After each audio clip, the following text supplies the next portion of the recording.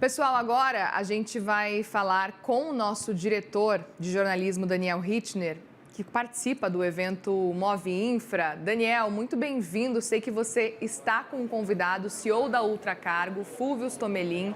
E eu sei que vocês participaram hoje de um painel aí sobre desafios de investimentos de longo prazo, num cenário de juros altos, que a gente está com juros aí em 15%, sem previsão de cortes, pelo menos por enquanto. Quero muito ouvir um pouco mais sobre o que vocês falaram, gostaria de ouvir dos dois, principalmente do Fúvio. Muito bem-vindos os dois e uma boa tarde para vocês. Muriel, boa tarde para você, boa tarde a todos no Money, boa tarde para o Fúvio Tomelin, que fez a gentileza de nos dar essa entrevista. Ele é CEO da Ultracargo. Ultracargo é a maior operadora independente de terminais voltados ao armazenamento de granéis líquidos, combustíveis, eminentemente, no país. A Ultracargo está em 6 portos atualmente, inclusive Santos. Fúvio, eu queria te pedir, primeiramente, um diagnóstico, porque a gente no CNN Money frequentemente tem um assunto que a Muriel conhece bem também, que é o Tecon Santos 10, quando a gente fala de contêineres, que o Santos está à beira da saturação, Perfeito. que a gente tem uma necessidade de ampliar a infraestrutura. Perfeito. No caso do armazenamento de granéis líquidos, a gente vive esse mesmo déficit, vocês sentem a necessidade de uma expansão? A Ultracargo está de olho numa expansão com mais terminais? Perfeito. Primeiro, Daniel, obrigado pelo convite, obrigado, Muriel, obrigado à CNN por essa oportunidade de estar falando com vocês, é um privilégio estar aqui. Falando um pouquinho dessa questão, né, dos gargalos que existem no setor portuário. Primeiro que acho que não há um gargalo tão grande em tancagem, é um setor que tem muita tancagem disponível. Nós, inclusive, acabamos de inaugurar uma nova expansão na nossa tancagem em Santos, com a adição de 34 mil metros cúbicos de tancagem lá em Santos para poder atender essa demanda. O grande gargalo que a gente vê e estamos dispostos e buscando soluções com a Autoridade Portuária de Santos para resolver é a questão dos piers. Ali é que a gente fica com gargalo quando você tem uma importação muito elevada de combustíveis, aí sim você tem uma fila muito grande que já chegou a ultrapassar os 10 dias de fila, e isso é custo que fica para o consumidor brasileiro, né, porque acaba acrescentando no custo total do frete e isso encarece os produtos. Então, assim, a priori não há um gargalo de tancagem, nem em Santos, nem de forma geral em outros terminais do Brasil, mas há um gargalo na infraestrutura portuária para o recebimento desses navios. E estamos dispostos a contribuir com essa solução também. Hoje, o maior gargalo está em Santos para a fila dos navios que precisam atracar, ou a gente tem outros portos com essa sensibilidade? Outros portos também têm esse problema. Itaqui também tem um problema similar, que também buscamos soluções com a autoridade portuária lá em Itaqui para poder achar soluções, que lá também é um porto que tem tido uma fila bastante elevada e crescente nos últimos anos. Fúvio, a gente estávamos juntos aqui num painel que discutiu custo de capital e financiamento. Como tem sido para as empresas de infraestrutura, o Ultracargo é um exemplo, ir a mercado, acessar o mercado de capitais ou fazer empréstimos até com bancos públicos com CDI a 15%. A gente pode falar, estamos próximos já de um ciclo de afrouxamento monetário, isso é ótimo, a gente não sabe exatamente quando nem quanto, mas mesmo se os juros caírem, a gente ainda está falando de um patamar elevado. Quanto que isso machuca uma empresa como a Ultracargo e o setor como um todo? Acho que sim, não vou falar especificamente da Ultracargo, mas do setor como um todo, né? Porque a economia afeta a todos. Se a gente pegar os últimos 30 anos, em apenas 8 nós tivemos taxa de juros abaixo de 2 dígitos no Brasil. Então é o que você falou, nós temos um cenário de juros muito alto. E quando nós falamos em investimentos de infraestrutura, são investimentos que têm um retorno muito lento. Exatamente porque são infraestruturas que ficam de legado para o país, para suportar a economia brasileira, e a gente sabe das carências de infraestrutura que temos. O próprio Porto de Santos, por exemplo, tem mais de 100 anos, tem 130 anos de existência. Está aí suportando boa parte do movimento da economia do país. Então, você tendo um ambiente onde você tem taxas de juros altas por longos períodos de tempo, obviamente a disponibilidade para ter projetos que sejam economicamente viáveis, eles vão diminuindo, eles vão ficando mais caros de serem feitos e colocam um risco adicional sobre as empresas, porque qualquer variação que ela tiver na rentabilidade daquele projeto, ele entra com VPL negativo, ele vai ficar no prejuízo. Então você dificulta a existência de bons projetos. Então é por isso que acho que o ambiente macroeconômico melhorando com taxas de juros consistentemente baixas por longo período de tempo, você tem uma melhora na infraestrutura do país, porque você viabiliza muito mais projetos. Independente de linha subsidiada, independente de linhas específicas para a construção de infraestrutura, a taxa básica é o que norteia todos os investimentos. Então, ela caindo, você acaba puxando todo esse efeito positivo de construção de infraestrutura para o longo prazo. Um outro tema que também foi muito intensamente discutido aqui nos painéis, e isso é absolutamente curioso, mais do que curioso, eu diria lamentável e chocante, Muriel, foi a questão da segurança no transporte de passageiros e de cargas.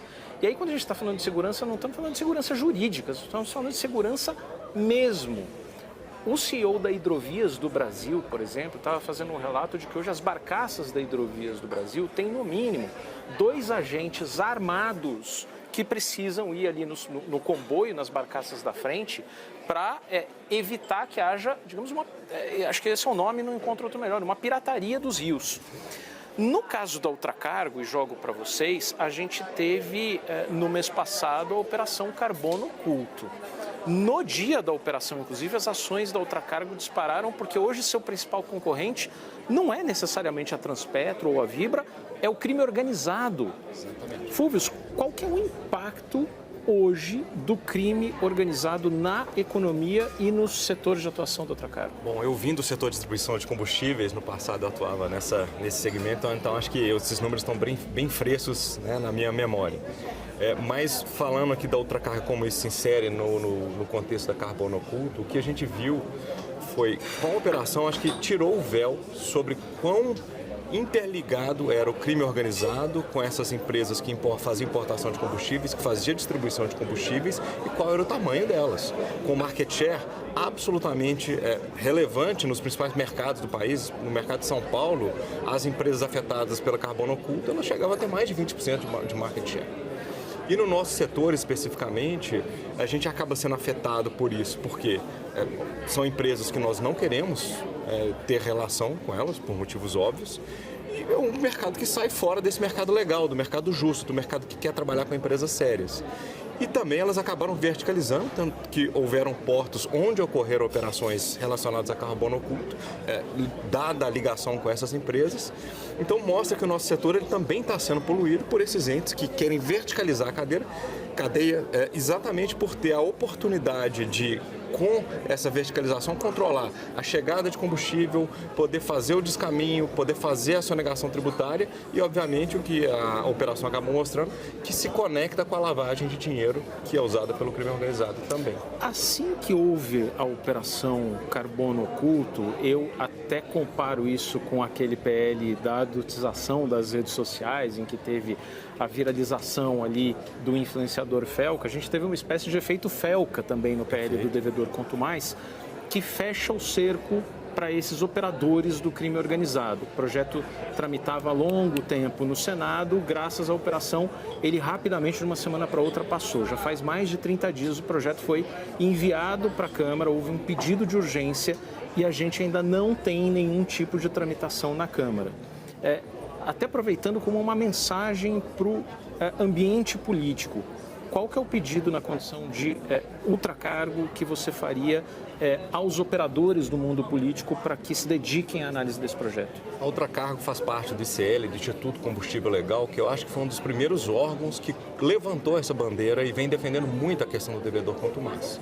Porque quando a gente vê o modus operandi das empresas envolvidas na Carbono Oculto, elas sempre passavam por empresas que eram devedoras contumazes, e não recolhiam os tributos como um meio de ganhar competitividade e de permitir essa lavagem de dinheiro no patamar que aconteceu. Então eu acho que é um dos mais importantes elos da cadeia se você consegue fechar essa porta e estancar com isso a entrada dessas empresas e a sua operação de forma irregular. Isso danifica de forma absurda a competitividade das empresas que trabalham sério, não existe uma regulamentação que proíba, que dificulte a existência de empresas que operam dessa forma de sonegação, de adulteração, mas também isso inibe a competição justa, a competição correta, a competição que promove as melhores soluções para o mercado e os melhores investimentos para o mercado. Então, acho que como mensagem nós dependemos da aprovação do devedor quanto mais para fechar um dos elos mais críticos dessa cadeia que leva à adulteração, sonegação e crime organizado. Fulvius Tomelin, CEO da Ultracargo, eu agradeço imensamente pela atenção, pela entrevista ao CNN Money. Muriel, devolvo para você aí no estúdio, mas te dizer que eu aqui fiquei chocado simplesmente com o relato por parte de outros altos executivos. Estavam aqui no painel o próprio Fulvius, a gente tinha CEO da Rumo, CEO da Motiva, o CEO da Hidrovias do Brasil, discutindo como a segurança, e mais uma vez, não estou falando de segurança jurídica, segurança operacional, segurança ali de verdade, segurança física e a violência urbana estão afetando as operações. Para isso estar sendo discutido por CEOs e não por gerentes, não por superintendentes, no nível muito mais baixo das estruturas corporativas, isso é realmente um problema que emerge e é muito grave. É mais um problema para a gente começar a ficar atento também, começar a acompanhar. Muito obrigada por essa entrevista importantíssima, Daniel Hittner. Fulvius, obrigada mais uma vez pela presença aqui e volte sempre aqui no CNN Money. Muito bom te ouvir. Uma boa tarde para vocês por aí.